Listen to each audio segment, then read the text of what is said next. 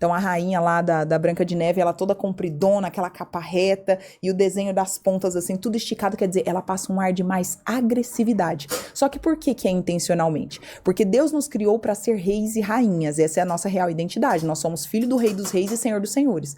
Porém, o inimigo de Deus, ele é tão invejoso, como ele não podia criar um mundo, ele criou o mundo dele, que é o Walt Disney, né? Como é que fala, gente? A Disney é Universal World. Então, ele criou um mundo dele, e aí quem que é o príncipe desse mundo?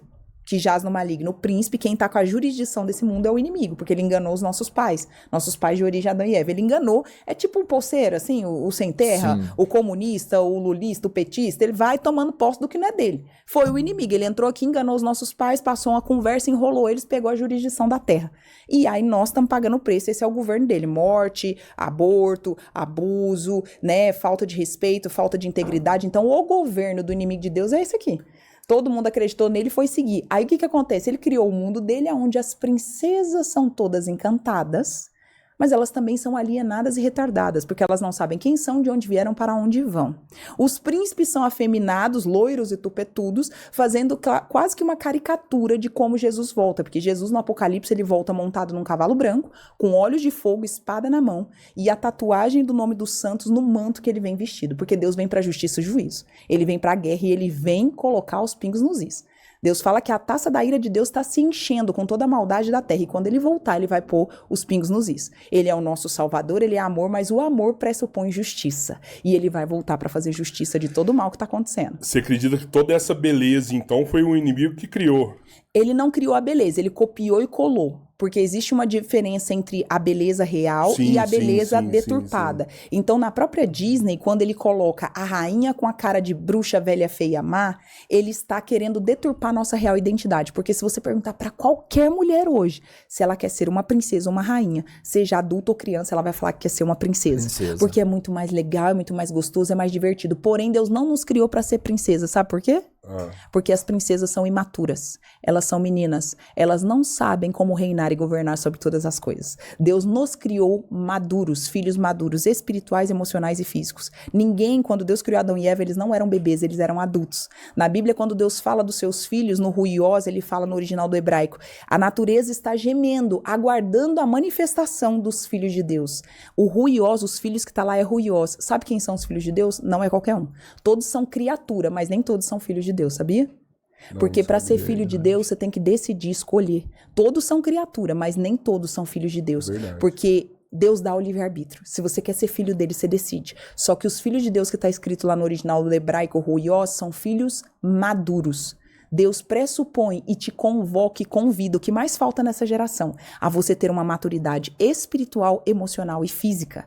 Então, quando você vai pra Disney, o diabo deturpou a nossa real identidade. Todo mundo quer ser princesa, encantada, alienada e retardada, mas ninguém quer ser rainha, que pressupõe maturidade espiritual, emocional e física. Porque todas as rainhas da Disney são horríveis. São nariguda, bruxa, velha, feia, má, engana, rouba, porque ele deturpou a imagem que é transmitida, que através da imagem afeta a nossa emoção e o nosso espírito. O diabo só tem acesso ao nosso espírito através do corpo. Então, primeiro ele te encanta, ele te inspira do jeito dele, ele te aliena, aí ele entra na alma, que são as nossas emoções, pensamentos e sentimentos, e acessa o nosso espírito, que é a conexão, porque nós somos espírito. O corpo é só um lugar para carregar o espírito que está em nós, o fôlego divino, né? Então, quando ele deturpa tudo isso, todo o desenho da Disney foi altamente pensado. As cores da roupa tem visagista, a forma da roupa tem visagista, o tamanho do nariz para mostrar se tem atitude ou não. Por que os reis da Disney são baixinho, gordinho, nariz de batatinha, ou seja, tudo uns bobos da corte? Na Disney, os reis, que são os filhos de Deus, que Deus chamou para Adão e os filhos de Adão ser reis, guerreiros e lords, na Disney eles são caricatos. São desenhados como baixinho, gordinho, narigudo, uma batatinha que não faz nada, um bobo da corte. Ele é desenhado como bobo da corte. Mas o príncipe, que quem é o príncipe desse mundo, é um loiro tupetudo no cavalo branco e nananã. Ele só tá fazendo uma caricatura. O diabo, ele não cria nada, ele só imita. Né? Ele é muito invejoso e aí, como ele não conseguiu ter, ele não consegue criar, ele só consegue imitar. Então Deus chega lá e fala, por exemplo, olha, meus filhos, eu vou usar Ou ele faz o oposto. Vou te dar um exemplo. Deus usou na Bíblia a pomba como um símbolo de mensageiro. De mensageiro da paz. Por exemplo, quando teve a Arca de Noé, né, e teve o dilúvio, ele primeiro soltou um corvo, depois ele soltou uma pomba. Olha que interessante. Nos nossos filmes e desenhos todos do mundo, isso não é do Brasil, você pode ver que o corvo é sempre usado como um mensageiro, não é? Sim. Ele não busca e leva mensagens? A pomba também. Mas normalmente o corvo é usado para trazer uma mensagem ruim, certo? De morte, não é? Por que o diabo usa isso em todos os desenhos e filmes? Porque a pomba, que é o oposto, foi usada como uma mensageira de uma mensagem do céu, de mensagem de vida. A pomba vem para Noé e volta com um galho de oliveira falando, tem vida na terra, pode descer. Quando Jesus foi batizado, desceu uma pomba sobre ele como símbolo do Espírito Santo para trazer mensagem de, esse é meu filho amado em quem eu tenho prazer. Então tudo que Deus copia, o diabo, tudo que Deus cria, tudo que Deus cria, o diabo copia e transveste.